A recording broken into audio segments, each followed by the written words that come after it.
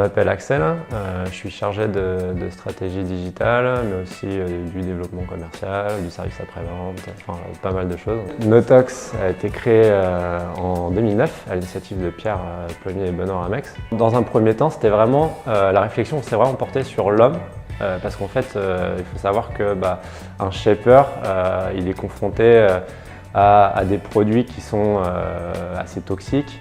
Au final, il est assez peu protégé. Et donc voilà, c'était en fait le premier constat qui avait été fait, c'était vraiment sur l'homme, comment on peut améliorer ses conditions. Et petit à petit, du coup, ça les a aussi amenés à porter la réflexion sur qu'est-ce qu'on peut faire en fait aussi pour améliorer l'impact, enfin réduire en fait l'impact qu'on a quand on produit une planche. Donc ça a débouché sur Notox, et donc en 2009, ils ont abouti sur la première planche.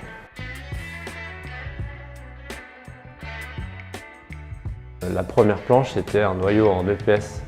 Un noyau en EPS, c'est du polystyrène expansé qui intègre, donc ce noyau-là intègre une partie de polystyrène recyclé avec une résine à part végétale et de la fibre de lin qui remplace la fibre de verre.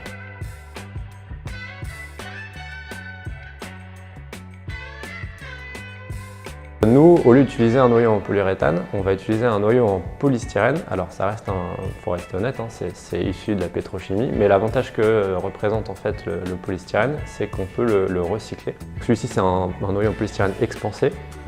Il y a de 25 à 50% de polystyrène recyclé dedans, de la fibre de lin, la résine à part végétale, il y a 56% de part végétale dans la résine. Pourquoi 56? Parce qu'on peut avoir une résine végétale à 100%, mais si on a une résine à 100%, la résine va être trop fragile, les propriétés techniques ne vont pas être respectées. Et donc on va se retrouver en fait simplement avec une planche tout simplement trop fragile. On utilise aussi des noyaux en polystyrène extrudé. La particularité de ce noyau par rapport à celui-ci, c'est que celui-ci, il prend pas l'eau. Alors il est un peu plus lourd, donc en termes de performance c'est un peu moins bien, mais il prend pas l'eau. Donc du coup, si on a, je sais pas, quelqu'un qui nous rentre dedans, ce qui peut arriver encore plus aujourd'hui dans le surf, on a une brèche, et on peut continuer de surfer avec sa planche et voilà, le noyau reste intact. On utilise du liège, on utilise, alors là c'est du bambou mais on l'a remplacé par du hêtre blanc européen.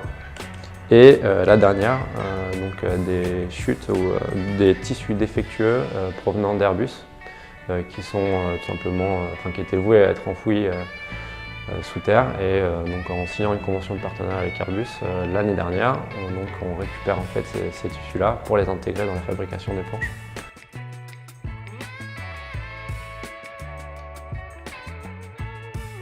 Et globalement, le panier moyen il est aux alentours de 850-900 €, en intégrant aussi des accessoires, parce que forcément quand on veut surfer, on a besoin des dérives et du leash.